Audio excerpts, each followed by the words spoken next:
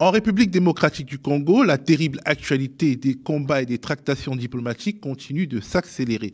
Sur le terrain, le M23 et l'Alliance du fleuve Congo poursuivent leur progression dans le nord et dans le sud Kivu, même si les explosions meurtrières de Bukavu viennent nous rappeler que tout n'ira pas de soi pour Corneille Nangaa, le chef de l'insurrection.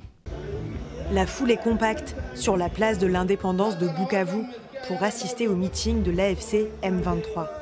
Corneille Nangaa, le leader du mouvement, prend la parole sur l'estrade. Mais à peine a-t-il achevé son discours que 2 explosions retentissent. Sur le réseau social X, la présidence congolaise a exprimé sa solidarité avec les victimes et a dénoncé un acte terroriste. Le président Tshisekedi condamne fermement cet acte terroriste odieux qui a été perpétré par une armée étrangère présente illégalement sur le sol congolais. Il fait ici implicitement référence à l'armée rwandaise. L'Alliance Fleuve Congo, de son côté, accuse Kinshasa d'être responsable de l'attaque. Situation militaire, rapport de force en termes de politique interne et sur le terrain diplomatique. Pour aborder tous ces sujets, j'ai à mes côtés Niagalé Bakayoko, politiste président de l'African Security Sector Network, Albert Mokulu-Bundu, membre de l'opposition et porte-parole du Front démocratique africain qui est en route, Isaac Jean-Claude Chilumbaï Moussaou, premier président de l'Assemblée nationale du Congo, qui est avec nous par le biais de la visioconférence. Bonsoir à vous. Alors j'aimerais qu'on commence par une focale sur le front militaire. Quelles sont les dynamiques sur le terrain? On a l'impression que le M23 rencontre finalement très peu de résistance civile et militaire sur son chemin, et cela fait penser à l'AFDL de Laurent-Désiré Kabila il y a plusieurs décennies. Monsieur le président, le vice-président de l'Assemblée nationale, est-ce que vous êtes un homme plutôt inquiet ou plutôt serein quand vous regardez la situation militaire dans votre pays? Nous sommes inquiets parce que là, il s'agit de vies humaines, du respect absolu de la dignité de la personne. Et nous sommes inquiets parce qu'il s'agit de personnes qui s'en prennent aux institutions démocratiquement élues avec, bien évidemment, cette décision tenue de l'étranger par M. Paul Kagame, qui le fait depuis 30 ans. Mais il n'est pas vrai de comparer ce qui se passe aujourd'hui avec l'AFDL de Laurent-Désiré Kabila. D'abord, il faut noter que Laurent-Désiré Kabila était un président ici d'un putsch militaire, ce qui était normal que les contestations contre son pouvoir se passent, y compris aussi par des actes de violence. Ici, au Congo, aujourd'hui, il y a un pouvoir démocratiquement élu qui le monde entier est venu fêter dans un stade archi-comble ici, sans aucune contestation crédible. Il s'agit des institutions démocratiques et d'un pays qui désormais est au diapason de respect des standards en matière de droits de l'homme et de démocratie, de liberté de presse, de tout ce que vous savez qui rentre dans cette considération. Monsieur le vice-président, quand je parlais de l'AFDL, je ne parlais pas du pouvoir de Laurent-Désiré Kabila, mais je parlais de la facilité avec laquelle, finalement, les troupes de l'AFDL sont parties du Rwanda, en tout cas de l'Est du pays, pour arriver à Kinshasa sans vraiment rencontrer de résistance. On n'a pas l'impression que face au M23, au-delà de la morale, on n'a pas l'impression que face au M23, il y a une vraie résistance. Non, d'abord, il faut noter que cette guerre date de 2020, fin 2020, pendant que le Rwanda a ouvert ses hostilités. C'est en 2020, nous sommes en 2025. Ça fait bien 4 ans, ou bien 5 ans qu'ils se battent ou se sont battus pour pénétrer la ville de Goma, alors que pour l'AFDL, cela ne s'est fait qu'en 2-3 jours. Et que ce n'est pas la première fois que cette ville est tombée entre les mains du Rwanda. C'est la 5e fois. Il faut vous rappeler que toutes les 4 fois, ça se faisait en une journée, en 2 jours. Et là, ils viennent de totaliser exactement 5 ans pendant lesquels ils ont écopé des pertes très énormes. Et il faut noter aussi que le dispositif utilisé pour cette guerre avec le concours de plusieurs États au monde, les éléments que nous avons l'attestent. Et plusieurs États, c'est-à-dire absolument inégalé le Rwanda, par rapport à ce qui s'est passé. Pas seulement, du Rwanda, il y a qui? Pas seulement le Rwanda. Nous avons des données les plus formelles qui attestent qu'il il y a plusieurs pays impliqués en termes d'accompagnement, y compris humain, mais aussi et surtout technologique. Donc, il n'y a aucune comparaison possible avec l'AFDEL qui, en 4 mois, s'était exactement emparé de Kinshasa. On peut dire avec 0 mort de son côté. Ici, nous sommes dans une situation où 5 ans après, le Rwanda a écopé des pertes dont il se souviendra éternellement. Et je crois que plus rien ne sera plus comme avant. Alors, Niagalé, finalement, ton métier, c'est un peu d'observer les liens entre la politique et le militaire. Et là, est-ce que on s'avance un peu trop en considérant quand même qu'il y a une poussée qui n'est pas assez, disons, qui ne rencontre pas assez de résistance quand on regarde le M23 qui s'élargit dans le nord et le sud Kivu? Non, en tant qu'analyste, je ne peux que constater qu'il y a en effet une offensive absolument irrésistible sur le plan militaire qui non seulement submerge les capacités de l'armée congolaise, des FARDC, mais qui de surcroît dépasse également les capacités de la MONUSCO, contrairement à ce qui s'était produit lors de la première offensive du M23 en 2012, et également de l'East African Community, de l'EAC. On voit également que les supplétifs privés qui ont été contractés par l'État congolais n'ont pas pu s'opposer non plus à cette offensive. Donc non. Et l'armée sud-africaine également. Une difficulté militaire établie. En effet, j'allais parler des partenaires bilatéraux. L'Afrique du Sud aurait sans doute plus de capacités, mais est-ce que l'acceptabilité des pertes qu'elle essuierait serait acceptable sur le plan intérieur? Il ne faut pas oublier non plus cet élément. Donc là, on est face à une équation stratégique qui est très clairement en faveur du Rwanda, dont on ne doit pas oublier qu'il a une armée qui est non seulement extrêmement structurée, extrêmement organisée, mais qui, de surcroît, s'est aussi aguerrie sur de nombreux théâtres, notamment dans le cadre des opérations de paix qui ont été menées, aussi bien sous mandat onusien que sous mandat de l'Union africaine. Donc, je pense que ce qui se produit aujourd'hui devrait sans doute inspirer l'approche des autorités de la RDC quant aux moyens de réformer enfin cette armée congolaise, comme cela a été fait pour la police nationale congolaise. Il y a eu des évolutions par rapport à l'état des forces de police il y a une vingtaine d'années qui étaient dispersées entre plusieurs services, etc. Il est impératif de constater que ces progrès n'ont pas été les mêmes du côté de l'armée. Pourtant, l'armée congolaise a fait appel à des, à des coopérants étrangers, notamment à des forces roumaines qui sont plus ou moins liées à l'armée française. Et ce sont les forces bulgares. Les Roumains, il y a 2 contractants privés majeurs qui ont été contactés par la RDC. Du côté, en effet, il y a cette société militaire privée roumaine, mais il y a aussi la société Agémira de droit bulgare qui, elle, intègre un grand nombre d'anciens militaires français. En tout cas, les Rwandais se sont fait un plaisir d'humilier, enfin de montrer comment ils pouvaient humilier des soldats blancs venus au secours des Congolais. Oui, et d'une manière générale, cela interroge d'une manière plus large sur le rôle de cette assistance militaire étrangère, quelle qu'elle soit. On peut faire le lien, d'ailleurs, puisque là, on est exactement dans le même cas de figure, bien que ce soit nié par les principaux concernés, dans le même schéma que celui des supplétifs russes, dont on a tellement parlé, aussi bien au Sahel qu'en RCA, au Soudan, en Libye, ou au Mozambique, qui n'ont essuyé quasiment que des pertes que des échecs.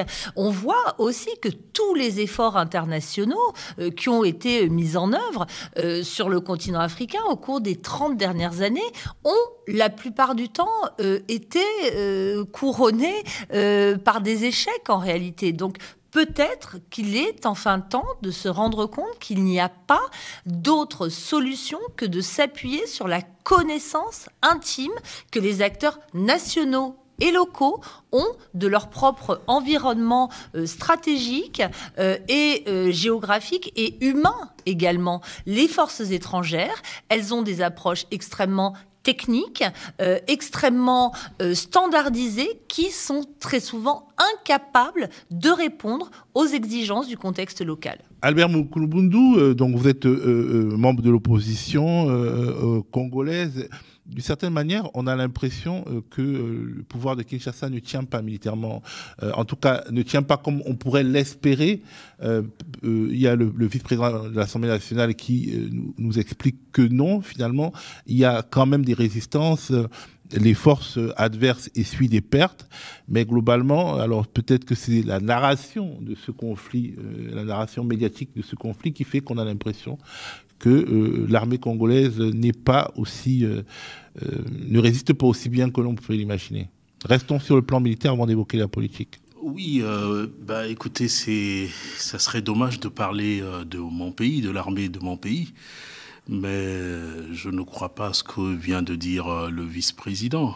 Je comprends qu'il est vice-président de l'Assemblée nationale et il appartient à l'UDPS. Il ne peut que tenir ce discours. Le parti de Félix Tshisekedi et d'Etienne Tshisekedi d'ailleurs. Ce n'est pas une, comment dirais-je, c'est pas quelque chose qu'on doit cacher. L'histoire de notre pays démontre à suffisance qu'on n'a jamais eu une armée efficace capable de défendre les frontières de notre pays. Historiquement, ça se prouve. De 1960, lorsqu'il y a eu la sécession katangaise avec Moïse Tshombe dans le Katanga, c'est l'ONU qui avait mis fin à la sécession katangaise. Lorsque les partisans de Lumumba, notamment Pierre Moulélé, qui était le ministre de l'Éducation, avaient pris les armes contre Mobutu Kasavubu, le 3/4 du pays était passé sous contrôle des moulélistes. Mon défunt père était parmi ceux qui étaient dans ce maquis. Et il y a eu l'intervention belge et américaine pour mettre fin à ce soulèvement populaire. Sous Mobutu, la guerre du Chaba.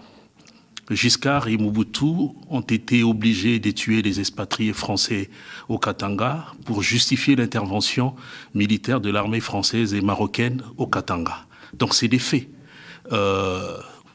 Tshisekedi est arrivé au pouvoir de la manière dont on connaît, frauduleusement, les arrangements qu'ils ont fait avec Nanga et consorts. Il est là depuis plus ou moins 6 ans, mais ça n'a jamais été sa préoccupation d'organiser cette armée qui ne sait pas que le Rwanda a des visées expansionnistes qui fait en sorte qu'ils puissent contrôler l'Est de notre pays. Donc aujourd'hui, ils donnent l'impression d'être surpris. Je constate qu'ils n'ont pratiquement rien fait pour reformer cette armée, en sachant que tous nos voisins regardent sur nos richesses, les mines de la République démocratique du Congo, même au-delà de nos voisins, les multinationales, le monde entier regarde.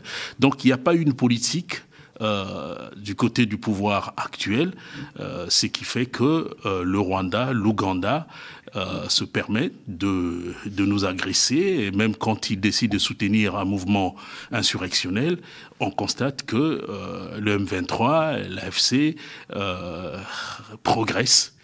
Malheureusement, c'est un constat, donc il n'y a pas à dire que le pouvoir a tout fait, il y a des victoires, moi je ne les vois pas.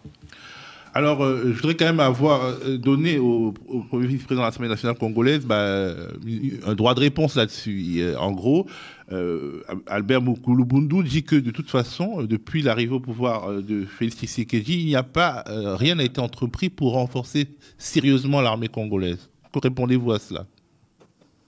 C'est une observation légitime pour lui qui le dit. Il faut plutôt être ici avec nous pour savoir ce qui s'est fait, ce qui a été fait. Lorsque nous arrivons au pouvoir, nous avons bien évidemment trouvé ces hommes de troupes qui se battaient pieds nus nous avons trouvé 2 unités d'opération qui étaient sans aucune protection, que nous avons suffisamment équipées. Et même en termes d'équipement, nous l'avons prouvé. J'ai ici noté ce que personne ne peut contredire, que c'est la chute de Goma aujourd'hui, c'est la 5e dans 30 ans, avec différents mouvements organisés par le Rwanda, qui souvent tente de recruter des personnes faibles d'esprit ici au Congo qui l'utilisent.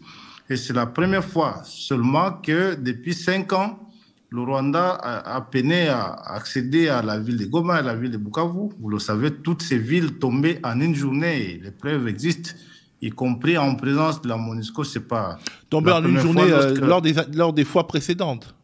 Bien sûr que oui. Lorsqu'on parle de 2012, vous savez que c'est seulement par réaction que la MONUSCO a pu, avec l'accompagnement de l'armée congolaise, reprendre la ville de Goma. Mais à la chute de cette ville, il n'y a eu aucune résistance. Je note bien que le Rwanda a commencé cette guerre depuis 2020, fin 2020.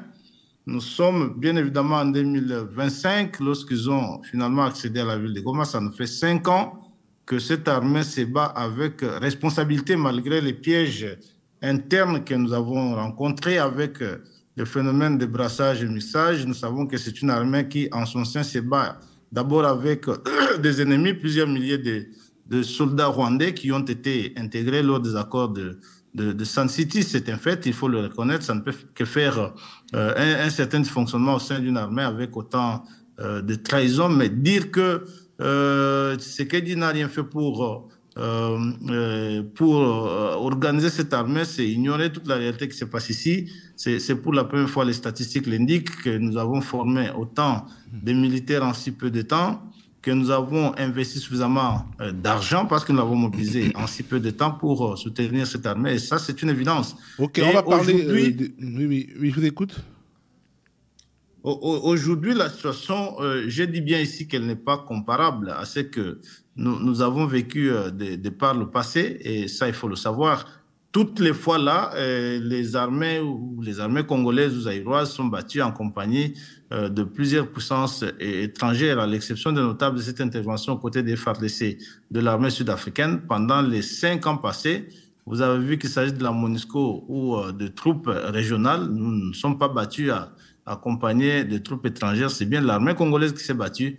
Nous reconnaissons de petits dysfonctionnements intervenus entre-temps, mais il n'est aucune raison à ce jour de comparer la réalité sur le terrain et l'organisation de cette armée avec ce qui s'est passé dans le passé. Nous sommes bien sereins, nous savons ce que nous faisons. En plus, lorsque Albert, on comprend qu'il est dans son rôle d'opposant, parle de l'arrivée au pouvoir, je crois que c'est un débat largement dépassé, il est derrière nous parce que... Ok, mais justement, on va parler de politique. Félix Tshisekedi a appelé à l'Union nationale et tendu la main à l'opposition avec un succès pour l'instant limité parce que, bon, voilà... Peu d'opposants ont pris cette main tendue. Niagalé doit nous quitter avant la fin de l'émission. Mais en fait, on constate que Joseph Kabila, l'ancien président, a émis des critiques très dures vis-à-vis de Kinshasa. Est-ce que tout ça n'accélère pas l'affaiblissement du pouvoir central congolais, donc le renforcement de Kigali? On écoute un élément sur la prise de parole de Joseph Kabila. C'est dans une tribune publiée sur le média sud-africain Sunday Times le 23 février que Joseph Kabila jette un pavé dans la mare. L'ancien président critique la gestion de son successeur Félix Tshisekedi dans la guerre dans l'est de la RDC. Il affirme que la solution à la crise actuelle, marquée par l'avancée du M23 soutenue par le Rwanda, ne peut être qu'uniquement militaire et relève d'abord de la politique interne au pays. Les griefs du peuple congolais à l'encontre de son gouvernement doivent et devraient être pris en compte. La persistance de la mauvaise gouvernance du pays conduirait certainement à de nouveaux cycles de troubles politiques, d'insécurité, d'instabilité institutionnelle, de conflits armés, voire de guerre civile. Niagalé, avant de partir, comment tu juges à quoi joue l'ancien président congolais Joseph Kabila? Ouais, je pense que de toute façon, Joseph Kabila a à l'évidence choisi son successeur qui lui a échappé en quelque sorte. C'est ça qui s'est produit. Je ne pense pas qu'il s'attendait nécessairement à ce que le président Tshisekedi s'autonomise comme il l'a fait à l'évidence. Et sans doute se voyait-il revenir dans le jeu, ou en tout cas en rester maître, de manière, si ce n'est cachée, en tout cas en second rideau. Et aujourd'hui, il a l'air de vouloir se réinsérer dans le jeu politique. Mais est-ce qu'un ex-président peut parler comme ça ? Aujourd'hui, malheureusement, je pense qu'il y a une telle libération de la parole dans tous les pays du monde que ce sont des propos qui sont dans l'air du temps, c'est-à-dire sans de limitation quant au périmètre dans lesquels ils sont exprimés. Juste, si je peux me permettre de faire une petite remarque à propos de ce débat, quant à la question de la réforme, les moyens ont été mis en réalité depuis 25 ans dans la réforme de cette armée par les différents gouvernements successifs. Si on regarde tous ces programmes de réforme des systèmes de sécurité, c'est le terme consacré, le concept de RSS au niveau international et national, si on regarde tous ces programmes de formation qui ont été lancés, ces programmes d'équipement également, il y a un échec dans l'approche qui a été retenue. Moi, je ne pense pas que rien n'ait été fait. Mais pour améliorer la situation, il faut aussi réfléchir à ce qui n'a pas fonctionné dans les instruments mobilisés. Et moi, en tant qu'analyste, il me semble que l'on refuse de considérer que certaines armées africaines, au rang desquelles je classe également celle de la RDC, fonctionnent de manière très informelle. Tant qu'on considérera que les armées sont organisées selon des organigrammes et des chaînes de commandement extrêmement claires, alors que ce sont les solidarités et les chaînes de commandement parallèles qui domine, alors que cette fameuse corruption dont on parle ne touche pas seulement la hiérarchie, mais touche également les échelons les plus bas qui, pour survivre, doivent eux aussi avoir recours à certaines pratiques de prédation. Les soldats congolais sont très mal payés. Sont extrêmement mal payés, donc ils doivent, comme dans d'autres armées africaines, recourir à de la prédation tout simplement de matériel de bureau qui revendent, de négociation des primes d'alimentation qui leur sont consenties, de revente des roues, des véhicules. C'est ça la réalité. Ça n'est pas faire des grands programmes de formation pour aguerrir ou se doter d'équipements extrêmement performants. C'est travailler sur cette sociologie des forces armées congolaises. Alors, Albert Moukoulou-Boundou, est-ce que la patrie en danger ne mérite-t-elle pas un sursaut ? Parce que, quelque part, en refusant la main tendue de Tshisekedi, en parlant même d'une transition sans Tshisekedi, quelque part, mécaniquement, je veux dire, on renforce l'adversaire. Non, il n'est pas question de renforcer l'adversaire. Tshisekedi a montré ses limites, il doit partir. Donc, nous... C'est le meilleur moment pour faire partir un président quand, justement, des forces étrangères attaquent un pays. Bon, pour nous, laisser Tshisekedi à ce poste favorise la progression de l'occupation du pays, parce que justement Tshisekedi n'a fait que se contredire. Tantôt il était ami aux Rwandais, des Ougandais et autres. Il signe des accords avec des gens, disons les hommes politiques. Vous avez fait plutôt allusion à la sortie médiatique de Joseph Kabila. Tout ça, c'est le produit du deal. Donc, il est arrivé au pouvoir, il a pris un certain nombre d'engagements qu'il n'a pas honorés. Voilà pourquoi Kabila se voit dans l'obligation de lui parler à ce temps-là. Et pour l'armée, bon, le vice-président peut tout dire. La réalité, c'est celle que Madame venait d'évoquer. La corruption qui gangrène les institutions de notre pays. Mais qui n'est pas nouvelle. Hein. Qui n'est pas nouvelle. Je suis tout à fait d'accord. Mais c'est la même chose. L'armée est le reflet de ce qui se passe dans l'administration publique.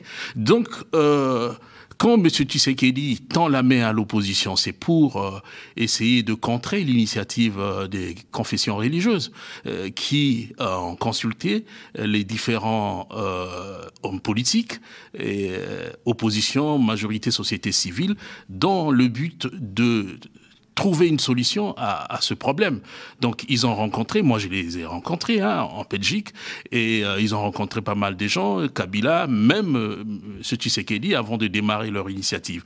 Alors, les gens au pouvoir veulent court-circuiter cette initiative en lançant... et de l'ECC, c'est-à-dire les coalitions des plus grandes églises catholiques et protestantes du pays, dans un pays qui est très, très, très chrétien, des plus gros pays chrétiens au monde. Ça veut dire que quelque part, par le bas, une sorte de solution semble s'imposer. Tout à fait.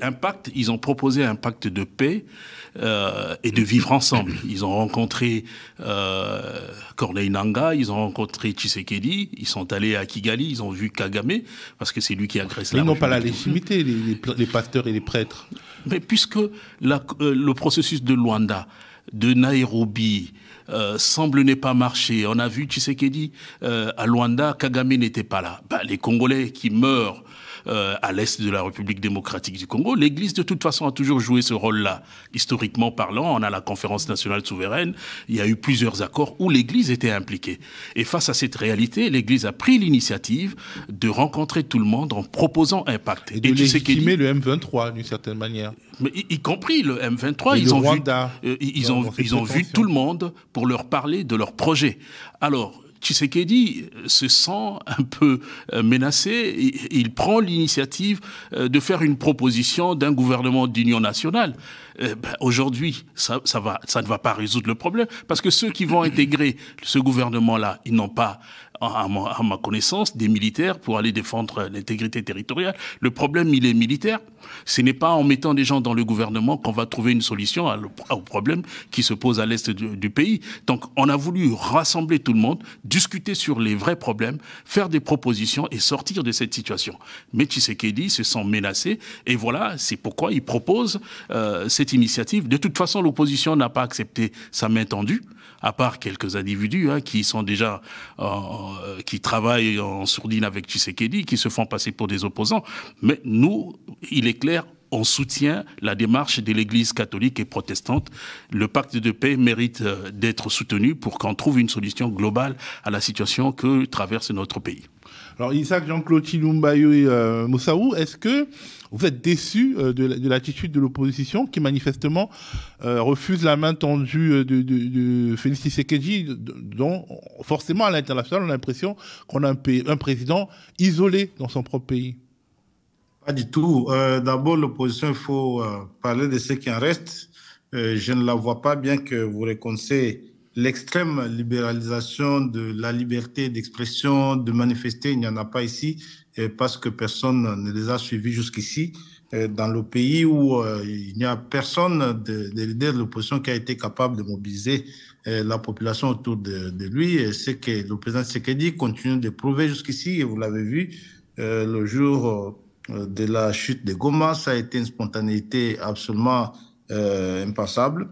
Ici, nous n'avons pas de leçons à recevoir d'un Joseph Kabila, dont les traces de cruauté et de la criminalité ne s'effaceront probablement pas de tête des Congolais, et qu'il aurait bien choisi de se taire pour rester un tout petit peu respectable, parce que nous lui avons reconnu ça comme quelqu'un ayant géré ce pays à sa manière, et c'est le vendeur même de l'Est du pays, de tout ce que nous vivons aujourd'hui.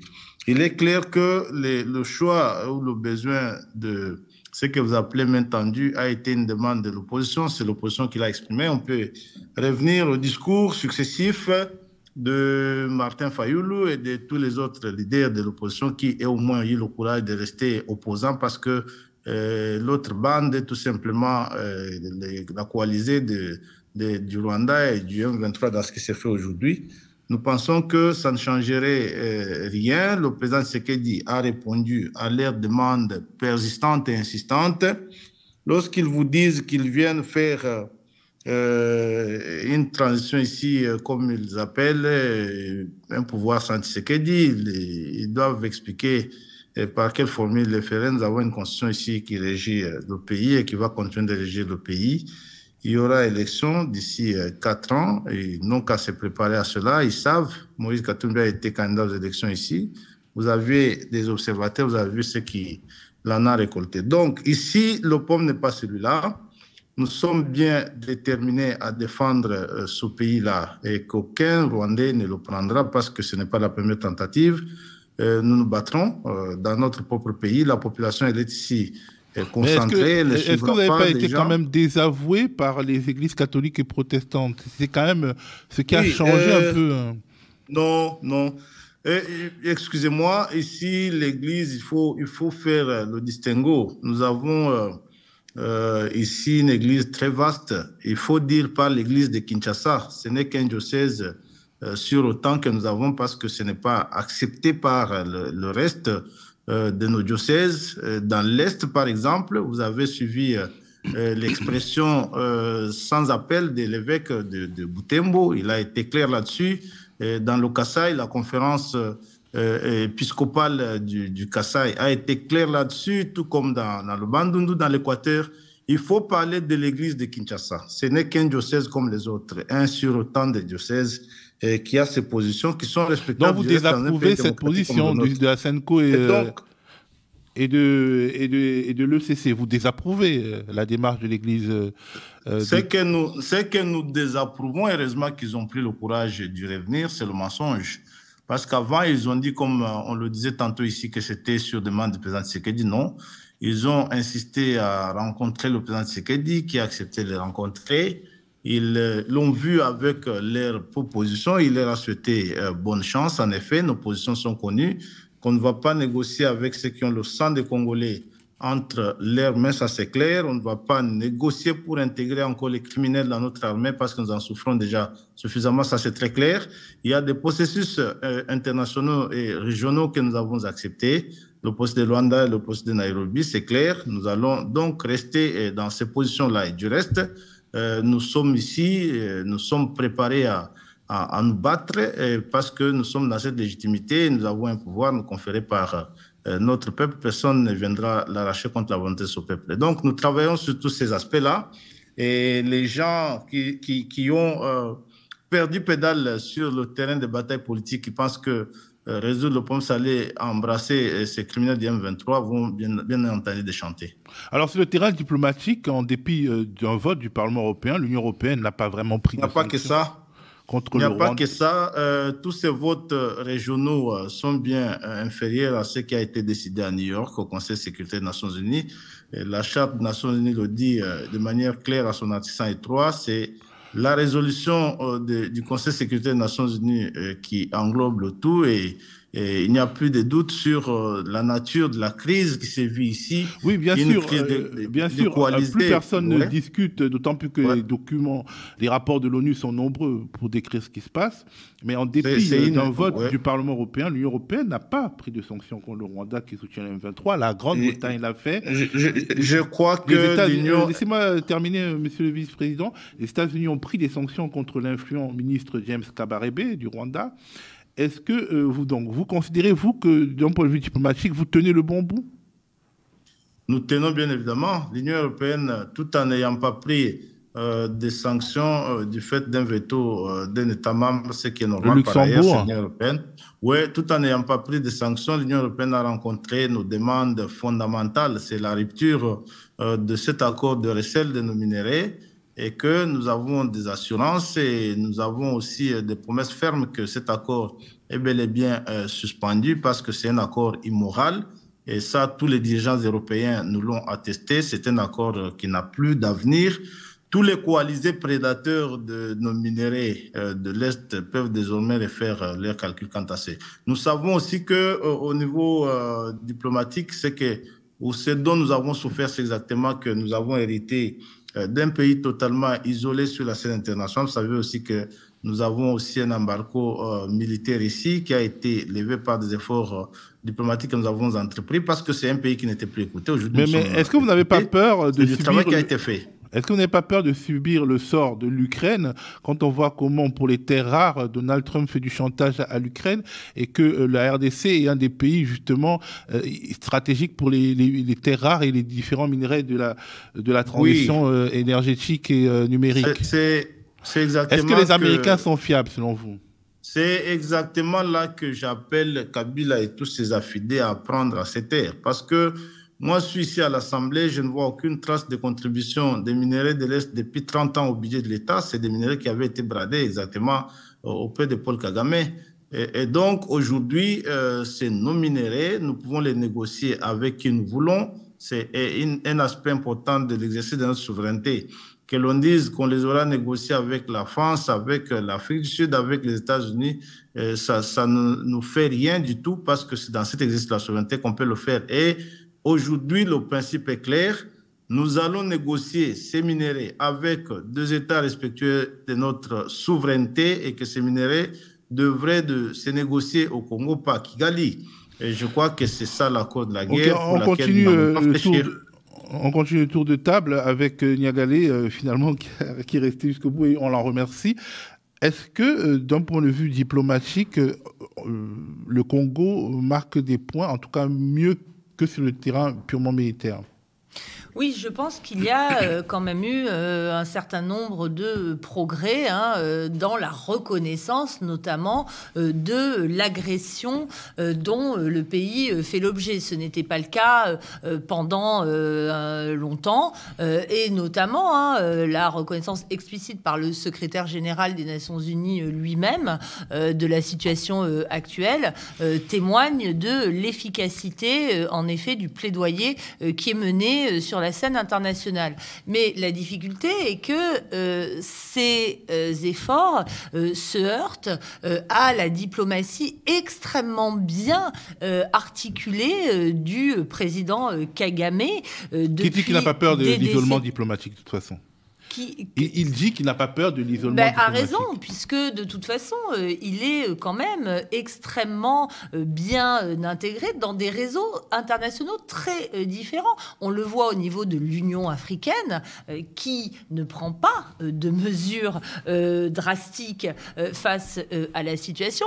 Il ne faut pas oublier que le président Kagame a été président en exercice il y a peu encore de cette Union africaine au sein de laquelle il a orchestré un certain nombre de réformes structurelles. Il y a également ses relations avec certains États, comme par exemple Israël, comme par exemple la France, qui sont extrêmement importantes la France également. Qui est très ambiguë. La France qui s'est davantage engagée quand même au cours des dernières semaines, mais qui effectivement s'est vu par exemple reprocher le soutien qui avait été apporté à la ministre des Affaires étrangères du Rwanda pour qu'elle dirige l'Organisation internationale de la francophonie. Alors que le Rwanda se défrancophonise. Alors que le Rwanda s'était défranconisé, je ne sais pas comment en dire, notamment en faisant de l'anglais la langue officielle, alors même que la RDC est le premier locuteur francophone dans le monde. Donc il y a ces difficultés là.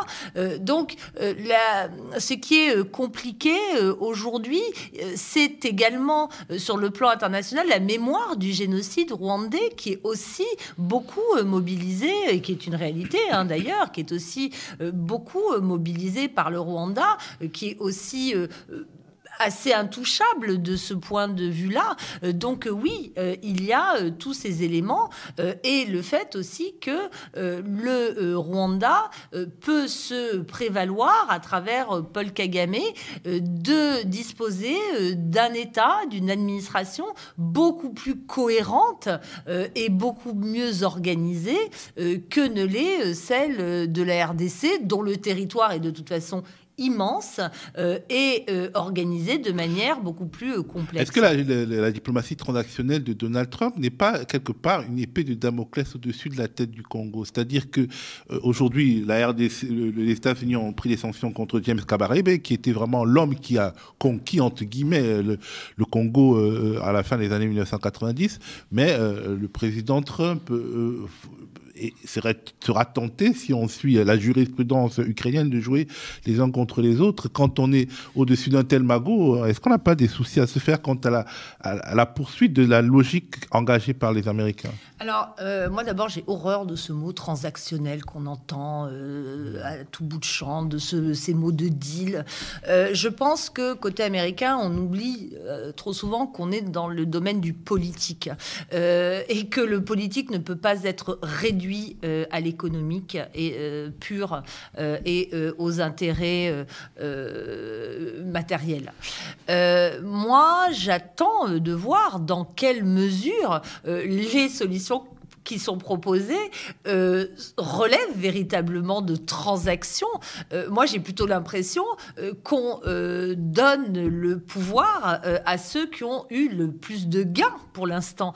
Ce qui se passe du côté de l'Ukraine et de la Russie, c'est que Donald Trump propose une solution très favorable aux Russes et défavorable à l'Ukraine sur le principe que la Russie a conquis un certain nombre de choses. C'est ça qui devrait faire peur au Congo.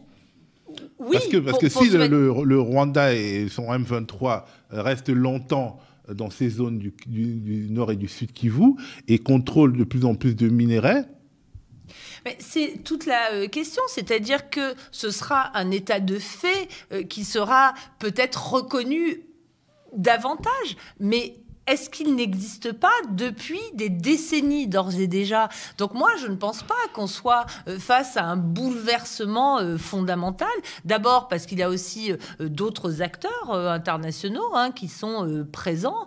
Bon, il y a évidemment la Chine qui est un acteur important par rapport à cette question de l'exploitation des ressources. Mais je ne suis pas certaine que retenir uniquement cet angle-là comme risque de le faire les Américains permettent de faire évoluer la situation. Donc en gros, c'est machine diplomatique. Pour l'instant, le Rwanda le gagne plutôt, mais je trouve que du côté congolais, il y a eu quand même un certain nombre de progrès, y compris d'ailleurs dans des sphères qui ne sont pas forcément étatiques, la mobilisation des sportifs, etc., à laquelle on a assisté. Le soft power congolais est plus important aujourd'hui qu'en 1996, absolument, parce que les grandes stars, notamment dans le rap français, sont congolaises. Il y a une puissance culturelle du Congo qui n'a rien à voir avec celle du Rwanda. C'est-à-dire qu'en termes d'image, le Rwanda a quand même une perception qui reste assez dégradée par rapport, en effet, à celle du Congo. Il reste dans la figure de l'agresseur. Albert Moukoulou-Boundou, est-ce que, quelque part, d'un point de vue diplomatique, ces dernières semaines, ces derniers jours, ont vu le Congo gagner quelques points tout de même? Oui, ça se constate dans plusieurs organisations internationales.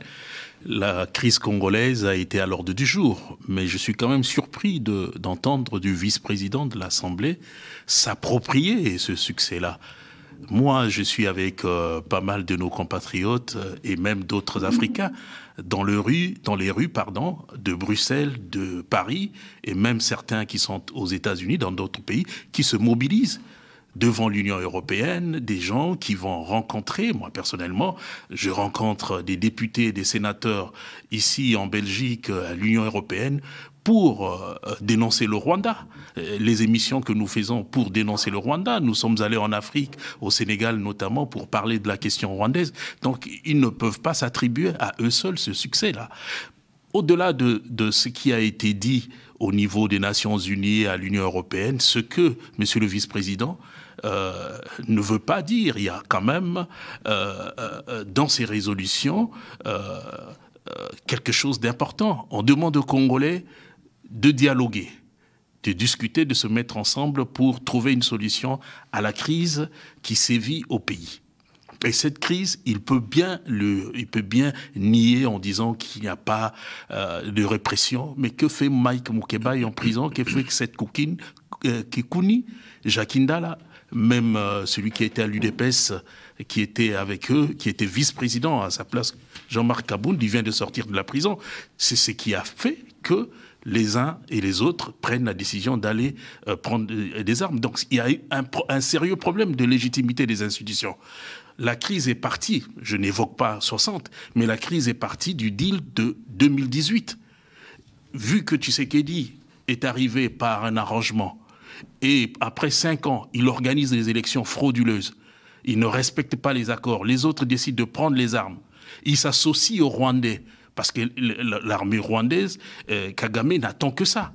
Donc, ils ont déséquilibré la situation politique au pays. C'est ce qui est à la base de la crise actuelle.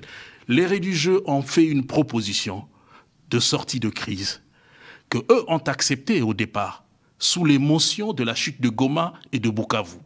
Maintenant, avec tout ce qui vient de se faire dans les organisations internationales, ils pensent que c'est à leur faveur. Voilà pourquoi ils font cette proposition de gouvernement d'union nationale. Mais ils se trompent largement. Parce que on peut bien décider, c'est pas la première fois. Sous Kabila, il y a eu la résolution 1234, où l'armée rwandaise a été bien désignée comme une armée non invitée en République démocratique du Congo. Mais ça n'avait pas changé, la situation, la guerre avait continué. Donc aussi longtemps qu'on n'aura pas une armée forte, comme c'est le cas aujourd'hui, la guerre va continuer et ils vont perdre. C'est à eux de faire le choix. Soit ils acceptent la proposition des religieux, soit la guerre va continuer, comme on le constate, et elle finira par faire partir Tshisekedi, qui n'a pas de force. Je ne vois pas sur quelle base Tshisekedi peut résoudre ce problème s'il n'accepte pas de s'impliquer dans ce que propose l'ECC et l'Église catholique à travers le pacte de paix qui englobe aussi les pays de la sous-région, parce que ces pays sont impliqués dans la déstabilisation de notre pays, notamment à l'Est. Et le volet interne oblige que les hommes politiques, la société civile, que se mettent... Ce sont très christianisés. C'est un peu, finalement, le socle de l'Afrique centrale. C'est finalement la religion chrétienne qui est très majoritaire. Isaac, Jean-Claude Chilumbaï, Moussaou, mot de la fin, 1 minute vraiment, pour évoquer peut-être la question des prisonniers politiques. Est-ce que ce ne serait pas déjà un geste fort que ceux qui sont aujourd'hui dans les geôles de Kinshasa, quoi qu'on puisse leur reprocher, mais qui le sont pour des raisons politiques, soient libérés? Il n'y a pas de geôles ici à Kinshasa, vous parlez bien français, il n'y a pas de prisonniers politiques. Des prisonniers qui font de la politique, on va dire. Des personnes qui sont citées, des personnes qui sont citées sont rendues bien coupables des infractions qui sont consignées par notre code pénal. Il y a l'un qui a par exemple affirmé que des milliards de dollars étaient transférés dans des États, dans des paradis fiscaux, et que devant le juge, il ne l'a pas prouvé. Il a bien porté atteinte à la dignité humaine et à l'honneur des personnes ici. C'est condamnable par notre justice. Ce n'est pas qu'on se cache derrière la fonction des politiciens pour échapper ainsi à ce que prévoit notre droit. J'ai entendu ici dire que Kagame n'a pas peur des sanctions internationales. En effet, le Rwanda, c'est un petit pays sous perfusion de la communauté internationale qui ne peut pas tenir sans les minéraux du Congo et sans l'aide internationale. Il n'y a pas de gestion au Rwanda. Dans une tyrannie, il n'y a jamais eu de gestion. Ici, maintenant, la question de dire que nous, on s'approprie ce succès, ce n'est pas vrai. D'abord, je ne l'ai pas dit. Nous avons salué l'implication non seulement de notre population de la diaspora, mais aussi de différents élus d'origine congolais à travers le monde, en France et en Belgique en particulier, qui ont travaillé. Cela n'aurait pas été possible si le gouvernement congolais n'avait pas la légitimité qu'il a aujourd'hui, parce que toutes ces personnes n'ont pas accompagné Kabila dans ça lorsqu'ils savaient que le Congo était dirigé par une tyrannie. Ça, c'est une évidence qu'il ne faut pas nier. À propos du dialogue, je crois qu'il faut qu'on se comprenne. Ici, nous, à Kinshasa, nous sommes bien dans les principes. Nous avons été à Luanda, vous l'avez souligné, lorsque M. Albert insiste que nous ne voulons pas du dialogue. Nous disons que c'est une option. Le président de la République a été au Rwanda. Nous avons participé à tous les sommets où nous avons réitéré notre vœu de participer à à ces processus de Luanda et de Nairobi. C'est ça les dialogues qui sont inscrits dans la résolution des Nations Unies, parce qu'il ne faut pas confondre des choses. Et dans la résolution des Nations Unies, il ne nous a pas été demandé de négocier avec les sanguinaires qui sont utilisés dans l'est du pays. Et là, nous comprenons clairement que c'est une opposition politique qui vous dit où on négocie, où la guerre continue, pour corroborer en fait notre conviction que tous sont dans cette barbarie-là et se cachent derrière l'appellation opposition. Vous l'avez signé ici, moi je suis de l'IDPS.